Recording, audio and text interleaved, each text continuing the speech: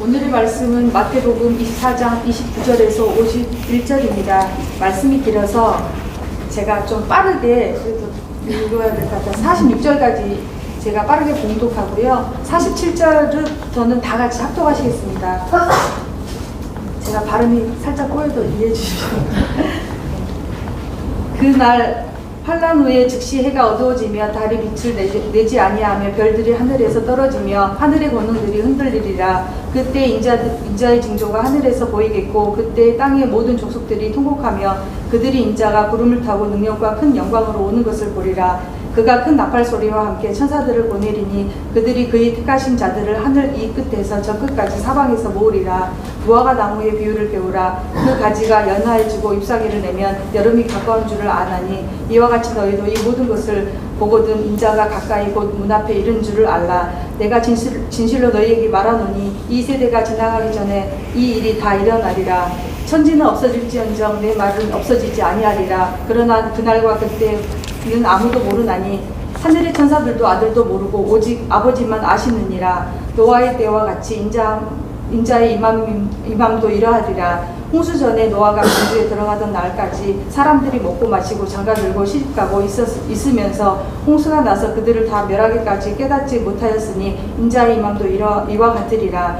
그때 두 사람이 밭에 있으며 한 사람은 데려가고 한 사람은 버려둠을 당할 것이요 두 여자가 맷돌질을 하고 있으며 한 사람은 데려가고 한 사람은 버려둠을 당할 것이니라. 그러므로 깨어있으라. 어느 날에 너희 주가 임할는지 너희가 알지 못함이라. 너희도 아는 바니 만일 집 주인이 도둑이 어느 시각에 올 줄을 알았더라면 깨어있어 그 집을 뚫지 못하게 하였으리라. 이러므로 너희도 준비하고 있으라. 생각하지 않는 때에 인자가 오리라. 충성되고 지혜 있는 종이 되어 주인에게 그 집 사람들을 맡아 때를 따라 양식을 나눠줄 자가 누구냐. 주인이 올 때 그 종이 이렇게 하는 것을 보면 그 종이 복이 있으리로다. 다 같이 하시겠습니다. 내가 진실로 너희에게 이르노니 주인이 그의 모든 소유를 그에게 맡기리라. 만일 그 악한 종이 마음에 생각하기를 주인이 들이오리라 하여 동료들을 때리며 술친구들과 더불어 먹고 마시게 되면 생각하지 않은 날 알지 못하는 시각에 그 종의 주인이 이르러 엄히 때리고 무식하는 자가 받는 벌에 처하리니 거기서 슬피 울며 이를 갈리라. 아멘. 아멘. 이상철 목사님 충성되고 지혜 있는 종이라는 제목으로 말씀 전하실 때 많은 은혜 받으시기 바랍니다. 급하게 막 읽게 해서 죄송합니다. 본문이 되게 긴데 제가 좀 자를까 생각하다가도 전체 내용을 한번 이렇게 보는 게 도움이 될 것 같아서 그렇게 했고요. 긴 내용이지만 좀 합해서 이렇게 좀 오늘은 1시간 30분 만에 정리를 좀 해보려고 생각합니다. 지금 우리가 보고 있는 게 예수님의 5번째 가르침이고 그 다음에 그 5번째 가르침은 종말에 대한 거죠. 우리가 성경을 보다 보면 이 종말에 대한 내용들이 분위기가 그렇게 밝지 않습니다.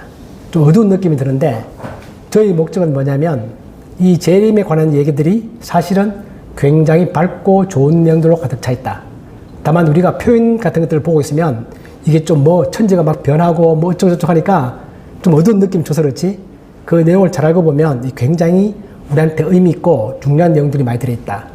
우리가 재림에 관하여 어떤 태도로 우리가 그걸 이해하느냐는 우리의 신앙에 있어서 아주 중요한 것이다. 왜냐하면 이단들이 이 본문들을 가지고 쭉 와서 잘못 가르치면서 우리를 많이 유혹하기 때문에 우리는 그 유혹에 빠지지 않아야 한다라는 것이 우리가 이 본문을 보는 중요한 태도가 되면 됩니다.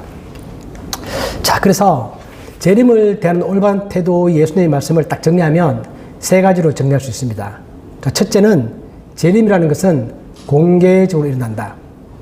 그렇기 때문에 어떤 이단들이 특정한 장소에 특정에만 나올 수 있도록 한다라고 말한다면 그것은 거짓말이고 우린 그러한 거짓말에 속아서는 안 된다라는 것입니다.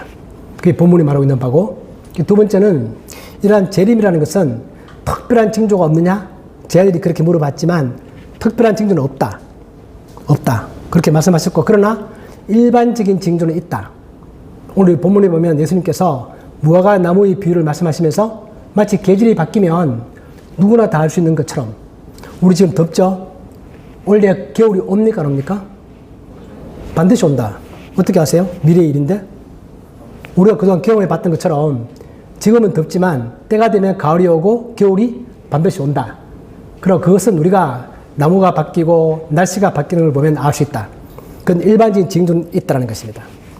그런데 이러한 일반적인 징조 같은 것들은 거기에 무관심한 자들은 알기 어렵다. 그러나 조금만 관심을 가지고 보면 그 징조들은 금방 알 수 있는 것이다. 그게 무관심하다는 얘기는 쉽게 말하면 예수님의 재림을 믿지 않는 사람들, 그 사람들은 모르죠. 근데 여기 우리 모두는 예수님의 재림을 믿고 계시죠. 믿습니까, 여러분? 반드시 오신다. 그러면 그런 사람들은 특별한 징조가 아니어도 일반적인 관심만 가지고 있어도 그건 우리가 충분히 알 수 있는 것이다. 그렇게 말하면서 오늘 이야기 핵심은 세 번째입니다. 그러면 재림의 준비라는 것은 내가 특별한 준비가 필요한 것이냐? 그게 아니다라는 것입니다. 재림에 대한 준비는 우리가 나에게 주어진 삶을, 매일매일의 삶을 성실하게 살아가는 것, 그것이 바로 재림에 대한 올바른 태도이고 준비이다. 그렇게 예수님 그렇게 말씀하십니다. 이렇게 보면 너무 평범하죠? 그렇습니다.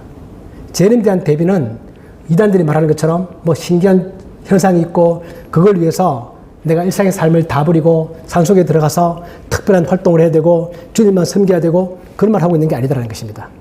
성경은 우리들에게 재림에 대한 대비는 우리가 평소에 살아가는 것처럼 내가 신앙생활도 하고 직장도 다니고 그런 삶들을 성실히 해 나가는 것이 하나님이 우리에게 원하시는 그러한 재림된 태도다라는 것이 예수님의 말씀의 핵심 가르침입니다. 우리 이 세 가지를 잠깐 좀 보려고 합니다. 자, 첫 번째 보면 재림은 공개적으로 일어난다. 오늘 예수님의 표현에 따르면 좀 무섭죠. 환란 후에 해가 어두워지고 달이 빛을 내지 아니하고 별들이 떨어지고 하늘의 군이 흔들린다. 이런 표현들 때문에 우리가 재림을 생각하면 뭐 좀 무섭다. 그런 표현을 갖지만 이것은 예수님 이야기 핵심은 이런 일이 벌어질 때 그걸 모를 사람이 누가 있냐. 누구나 다 알 수 있다. 그런 뜻입니다. 우리 비가 많이 오면 누구나 다 알 수 있는 거죠. 그렇기 때문에 이런 모든 자연 현상들은 누구나 다 알 수 있는 것처럼 예수님이 재림의 때가 되면 누구나 다 알 수 있다. 특정한 사람은 아는 게 아니다. 거기에 예수님의 가르침의 핵심이 있습니다. 그리고 이런 모든 현상들의 주인은 누구다? 해가 떨어지고 달이 어두워지고 별들이 떨어지고 이 모든 것들의 주인은 바로 우리 하나님이시다. 왜냐하면 그 모든 것들을 창조하신 분이니까. 그래서 그렇기 때문에 그분은 이 모든 것들을 이렇게 하실 수 있는 그런 분이다. 그런 내용을 담고 있고 또 하나는 우리가 알고 있는 것처럼 재림은 지구의 종말은 모든 게 파괴되고 끝나는 게 아니라 새로운 창조다. 새로운 생명의 탄생이다. 마치 우리가 아기를 낳는 것처럼 산모의 고통이 있는 것처럼 이 우주는 새롭게 하나님께서 원하시는 그런 모습으로 새롭게 창조되어져 가는 그런 과정이지 이것이 무서운 것이 아니다. 우리가 피하고 싶은 그런 게 아니다라는 것이 이 이야기의 핵심입니다. 두 번째는 제가 방금 말씀드렸던 것처럼 일반적인 징조는 있다. 그것처럼 예수님의 재림도 반드시 온다. 겨울이 반드시 오는 것처럼 반드시 온다. 그래서 예수님의 비유는 무화과 나무의 비유라는 것을 밑에 보시는 것처럼 너무 쉽다. 가지가 연하여지고 잎사귀를 내면 여름이 가까운 줄을 누구나 다 안다. 이 무화과 나무라는 것은 이스라엘 지방에 가장 많은 흔한 그런 나무입니다. 그 나무를 보고 있으면 잎사귀가 무성하네? 곧 여름이 오겠네? 누구나 알 수 있는 거 아니냐? 재림의 징조는 그런 것이다. 특별한 게 아니다. 이제 그런 얘기입니다. 그리고 말씀하시는 것처럼 알지 못하는 시각에 생각하지 않은 때 온다. 자, 우리가 봄이 되면 5월이 되면 장미가 곧 피겠다 알죠? 압니다. 그러나 특정한 장미가 언제 필지, 내일 몇 시 몇 초에 필지는 아무도 모릅니다. 갑자기 확 피는 거죠. 우리가 밤에 갈 때는 집에 퇴근할 때는 곧 장미가 피겠네. 다음 아침에 와보면 장미가 이미 확 피어 있죠. 그걸 많이 경험하시죠. 그것처럼 예수님의 재림은 알지 못한 시각, 생각하지 않은 때에 온다. 그런 뜻입니다. 그러시면서 예수님은 우리가 잘 알고 있는 것처럼 아들도 모른다. 그때는 아버지만 아신다. 그렇게 말합니다. 자, 이 내용에 대해서 우리 하나 알 것은 뭐냐면 이슬람교에서 기독교를 부정할 때 예수는 하나님이 아니다. 왜? 하나님이시라면 모르는 게 있으면 안 되잖아요. 근데 아들이 모른다고 말하니까 아들인 예수가 나 그거 모른다. 그러면 전지전능하지 않네. 하나님이 아니시네. 그렇게 실제로 공격을 합니다. 이슬람교의 교리를 보면 기독교를 부정하면서 우리는 예수님을 하나님을 생각하죠. 그렇게 믿고 있는 거죠. 그런데 이슬람교는 이 구절을 들어서 예수님의 신성을 부정합니다. 예수는 하나님이 아니다. 왜? 모르는 게 있으니까. 그렇게 말합니다. 우리가 거기에 대해서 우리가 어떻게 답을 할 수 있을까요? 이것은 삼일체 교리의 한 부분입니다. 예수님께서 오실 분도 예수님 자기 자신이시고, 그죠? 내가 온다. 그리고 삼일체 하나님이시기 때문에 그분이 진짜 지식이 없어서 모른다는 얘기가 아니다라는 것입니다. 그것은 그 때를 정하는 것은 삼일체 하나님 가운데서 성부 하나님의 역할이다. 그건 성부 하나님의 결정권이다. 그런 말을 하고 있는 것입니다. 우리가 그렇게 볼 수 있는 이유는 뭐냐면 밑에 사도행전 1장에 보시면 제 아들은 나중에 예수님이 십자가에 죽고 부활하고 난 다음에도 다시 예수님 만났는데 똑같은 질문을 합니다. 예수님 다시 재림하셔서 이스라엘 나라를 회복할 때가 언제입니까? 또 때를 물어봅니다. 예수님께서 그 때와 시기는 아버지께서 자기의 권한에 두셨다. 너희가 알 수 있는 게 아니고 너희가 알 필요도 없다. 나도 그거에 대해서는 모른다. 그렇게 말씀하시는 거죠. 그래서 이 부분은 삼일체 교리 좀 어려운 교리지만 그 속에서 우리가 성부 하나님과 성자 하나님의 역할에 관한 이야기지 성자 하나님의 지식이 부족해서 전지전능하지 않으셔서 모른다 그런 얘기가 아니라는 것입니다. 때는 누가 정하는 것이다? 때와 시기는 삼일체 하나님 가운데서도 성부 하나님의 역할이다. 우리 집에서도 남편과 아내가 있으면 각자 역할이 있죠. 역할이 있는 것이고 아내가 남편 하는 일 다 알고 있다 할지라도 그것의 결정은 남편이 하는 것이다. 똑같이 아내가 하는 것이다. 그거와 똑같습니다. 그러니까 우리가 이 삼일체 교리는 이번 기회에 그런 좀 미묘한 그 차이를 알 필요가 있고 혹시 이슬람 교도들을 만날 일이 있으시면 그들 이야기를 반드시 합니다. 그러니까 우리가 알고 있는 게 의미가 있다는 것입니다. 그리고 예수님께서 알지 못하는 시각에 생각하지 않은 때 내가 온다라는 얘기를 하시면서 좀 재밌는 말씀을 하십니다. 노아 시대 사람들 얘기를 하고 밭에 있는 두 사람 중에서 한 사람은 데려감을 당하고 한 사람은 남아있는다.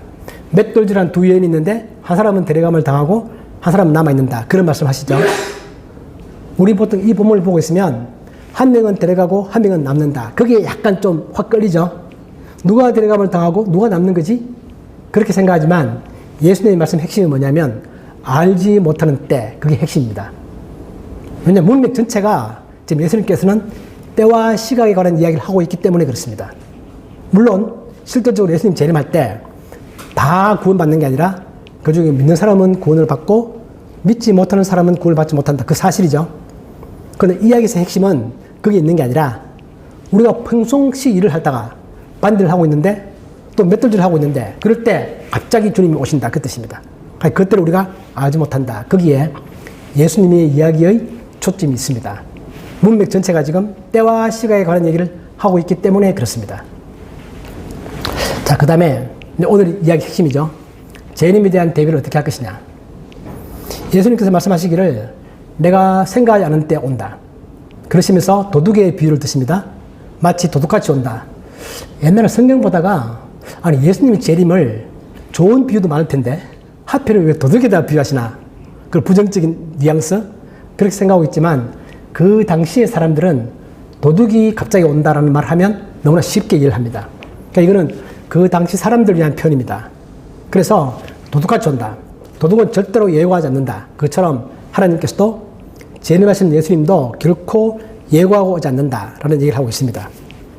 그렇기 때문에 대비라는 것은 언제 오더라도 괜찮도록 준비하는 것. 이게 핵심이죠. 언제 오시더라도 1시간 뒤에 올지 모릅니다. 우리도. 그리고 이 예배 중에 오실지도 모릅니다. 그러나 100년 뒤에 오실 수도 있고 1000년 뒤에 올 수도 있습니다. 그러나 그것은 나와 상관이 없다는 것입니다. 언제 와도 좋다. 그런 자세가 우리가 필요한 자입니다. 그러면서 예수님께서 오시면 도둑에 관한 말씀을 하시면서 44절에 보면 이러므로 너희도 준비하고 있으라. 어떻게 준비하는 거죠? 그게 오늘의 이야기 핵심입니다. 그러시면서 오늘 설교의 제목인 것처럼 충성되고 지혜 있는 종이 되어라. 그렇게 말씀하십니다.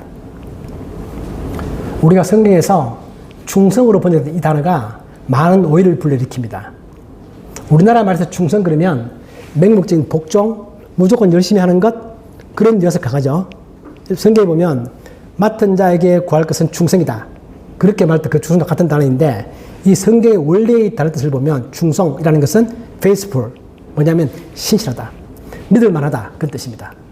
맡은 자에게 구할 것은 신실함, 믿을 수 있는 사람 그런 의미입니다.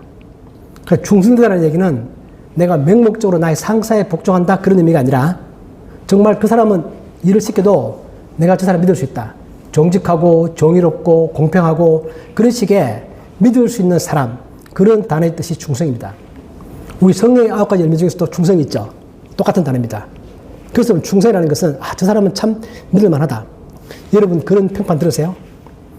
평생 살아오시면서 주변 사람들이 나를 볼 때마다 저 사람은 믿을 수 있는 사람이다. 말과 행동이 같고 결코 자기 말을 바꾸지 않고 작은 것이라도 약속하면 지키고 그런 사람이 여기서 말하는 충성된 사람입니다. 성경의 단어의 표현이 그렇지 그 의미는 그런 뜻입니다. 충성 바로 그런 뜻입니다. 그러면서 충성되고 지혜 있다. 어떤 지혜를 말하는 것이냐면 언제 올지는 모르지만 내가 무엇을 해야 될지는 안다 그 뜻입니다. 지혜 있는 사람이라는 게 신비한 능력이 있어서 예수님의 재림을 내가 맞출 수 있다 그런 의미의 지혜가 아니고 정말 지혜로운 사람은 내가 예수님이 언제 올지를 모르지만 언제 오더라도 그걸 위해서 내가 뭘 해야 될지를 아는 사람 그것이 바로 지혜로운 사람이라는 뜻입니다. 그래서 충성되고 지혜 있는 사람 그래서 예수님 그렇게 말하죠. 충성되고 지혜 있는 종이 되어 주인에게 그 집 사람들을 맡아 때를 따라 양식을 나눌 자가 누구냐? 누구죠 여러분? 누굽니까? 그 사람이. 지금 예수님 물어보십니다. 누구죠? 한번 크게 한번 외쳐보세요. 누구십니까? 누구? 제가 그렇습니다. 이렇게 말할 수 있는 그런 사람 되기를 예수님 바라시는 거죠. 우리가 스스로 생각할 때는 내가 별로 충성되지도 않고 또 내가 별로 그렇게 지혜되지 않고 그렇게 생각하지만 하나님은 우리를 그렇게 안 보십니다. 하나님의 마음은 우리가 우리 자녀를 볼 때 그 자녀가 완벽하지 않더라도 그 자녀가 부모의 뜻에 맞춰 살려고 노력하고 있고 뭔가 행동을 하고 있다. 그러면 그 자녀는 훌륭한 자녀죠. 하나님은 우리가 예배에 참석하면서 또 하나님이 나의 가르치신 그 진리를 따라서 살아가려고 노력하고 있다라고 한다면 이 말씀을 들으면서 그렇다. 내가 재림의 때를 모르더라도 내가 무엇을 할지는 안다. 저도 알려고 노력한다. 그렇게 살고 싶다라고 한다면 그게 바로 예수님이 말씀하시는 것처럼 충성되고 지혜 있는 종이다라는 것입니다. 우리가 이 질문에 대해서 자신 있게 다시 한번 해보세요. 충성되고 지혜 있는 종이 누구냐? 접니다. 네, 딱 그렇게 말할 수 있는 그게 바로 예수님이 원하신 답이고 또 실제 우리가 그러한 삶을 살아가야 한다는 것입니다.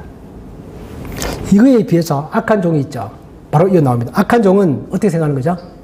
예수님 늦게 오신데 언제 올지 모르는데 그럼 그 모른다는 사실을 악한 종은 악용을 합니다. 한참 뒤에 오겠네. 시간 많네.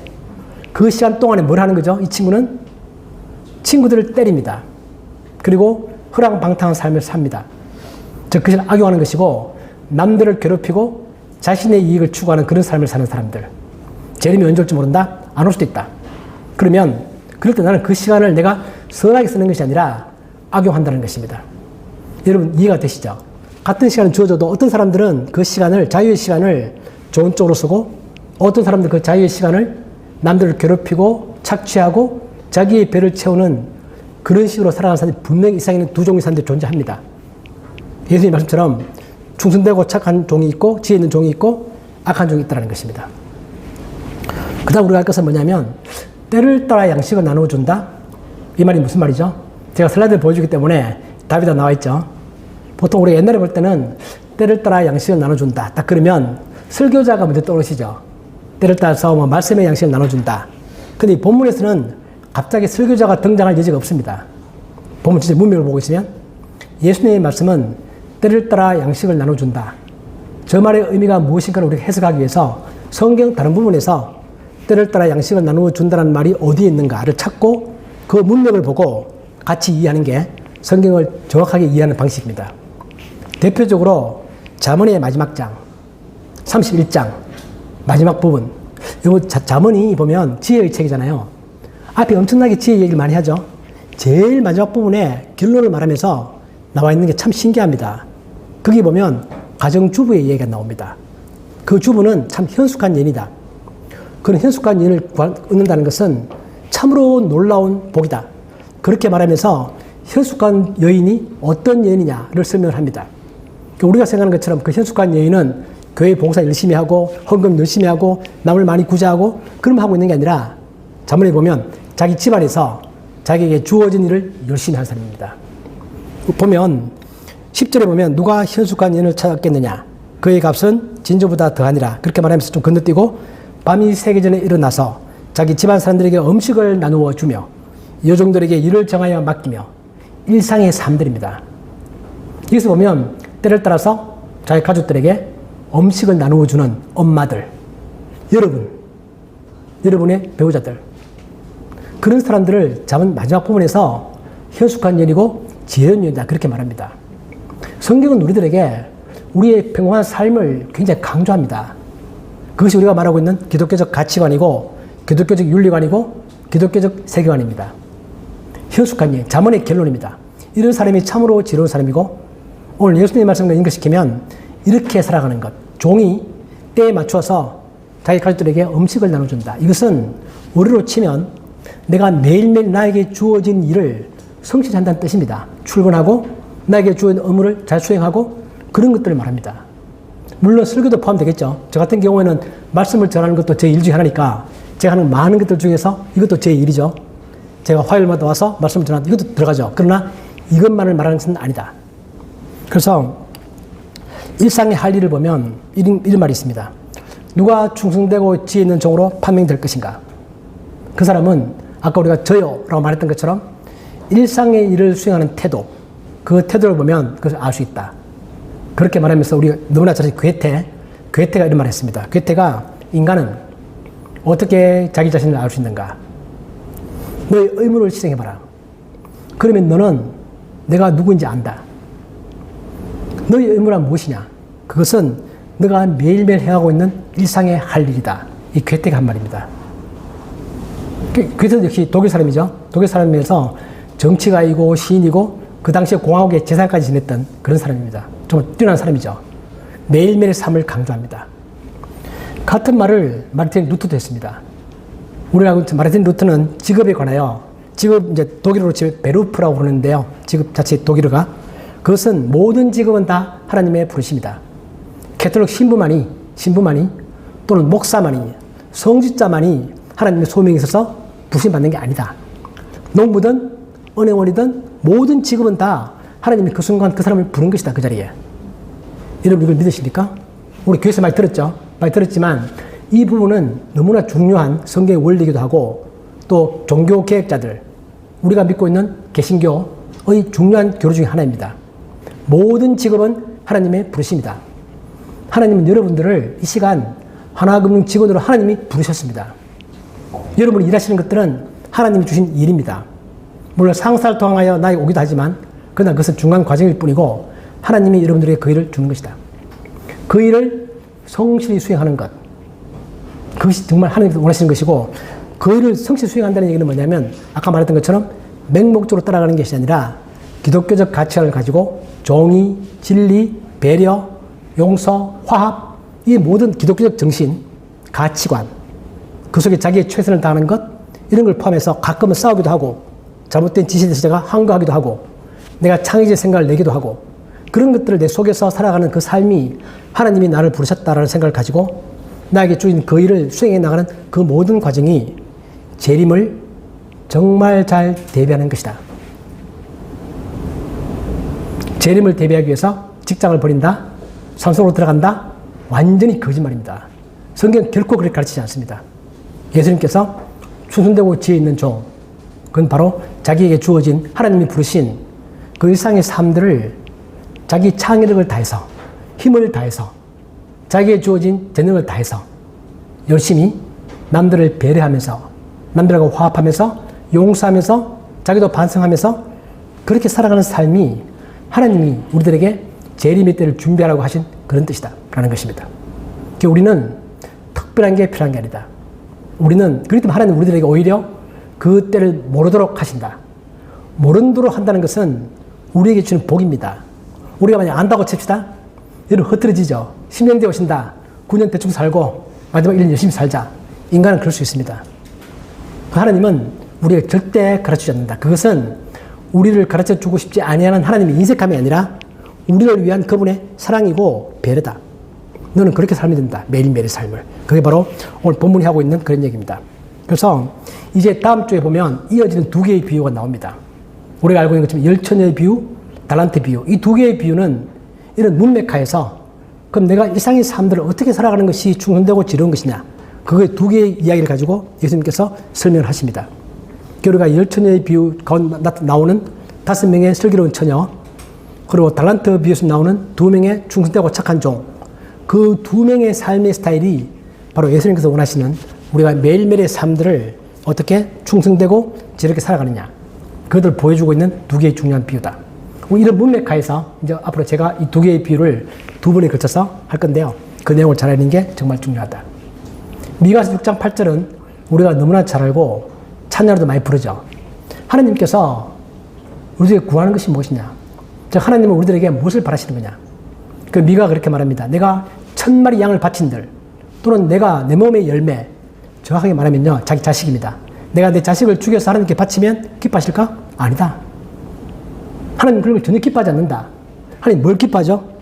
우리들 삶 가운데서 내가 정의를 행하고, 그리고 인자를 사랑하고, 인자를 사랑한다는 얘기는 번역이 조금 이상한데 정확하게 말하면 자비를 베푸는 걸 좋아하는 것입니다. 인자, 자비를 베푸는 것, 사랑한다, 좋아한다 그 뜻입니다. 그래서 자비를 베푸는 걸 좋아하고 정의롭게 행동하고 겸손하게 하나님과 동행하는 매일매일의 삶, 그 삶을 하나님이 나에게 원하시는 것이다. 그러니까 미가 선지자가 구약에서 그렇게 말하는 거죠. 우리의 종교활동도 의미 있고, 내가 1000마리 양을 바치는 것도 의미 있고, 헌금도 의미 있고, 봉사도 의미 있지만, 하나님 정말 원하는 것은 내가 매일매일의 삶 가운데서 기독교적 가치관, 인생관, 세관을 가지고 매일매일의 삶들을 하나님을 생각하면서 기뻐하면서 보람을 가지고 살아가는 그런 삶이다. 신앙이라는 것은 가치관의 변화입니다. 세계관의 변화입니다. 인생관의 변화이고, 내가 인생을 어떻게 바라볼 거냐? 내가 무엇이 가치 있다고 생각할 거냐? 돈이 가치 있는 것이냐? 정의가 가치 있는 것이냐? 무엇이 가치 있는 것이냐? 가치에 대한 순서? 그런 것들을 바꾸는 게, 그걸 내가 잘 갖는 게 진정한 신앙이다. 오늘 예수님께서도 충성되고 지혜 있는 종이 누구냐? 그 종은 바로 제가 말씀드렸던 이런 삶을 살아가는 사람들이고, 우리가 그런 삶 살기를 이런 원하시는 거죠. 또 그렇게 지금 각오하고 있는 거죠. 마음속에서 지금. 나 정말 그렇게 한번 살아보고 싶다. 계속 살아가고 있지만, 부족하지만 그래도 나는 그렇게 살아가고 싶다. 그런 마음을 가지고 살아가는 우리 모두가 되시기를 주님 이름으로 축복합니다. 아멘. 하나님 아버지, 주님께서 충성되고 지혜 있는 종이 누구냐? 자기에게 주어진 일들을 하나님을 생각하면서 하나님이 가르치신 그 가치관에 맞추어서 성실히 살아가는 사람이 누구냐? 이렇게 물을 때, 하나님 비록 우리가 부족하지만, 내가 연약하지만, 아직까지 내가 생각할 때도 내 자신이 그렇게 감히 나설 수 없는 그런 존재이지만, 그러나 주님께서 나를 사랑하시는 그 사랑에 근거하여 제가 바로 그러한 사람이 되겠습니다. 그리고 고백하는 저희들이 되게 하여 주시고, 오늘 오후부터 시작해서 매일매일의 삶 가운데 그렇게 살아갈 수 있도록 우리를 도우시고, 우리에게 지혜를 주시고 능력을 더하시며, 항상 내 마음 가운데 하나님의 사랑을 기억하며 살아가는 저희들이 되게 하여 주옵소서. 예수님의 이름으로 기도하옵나이다. 아멘.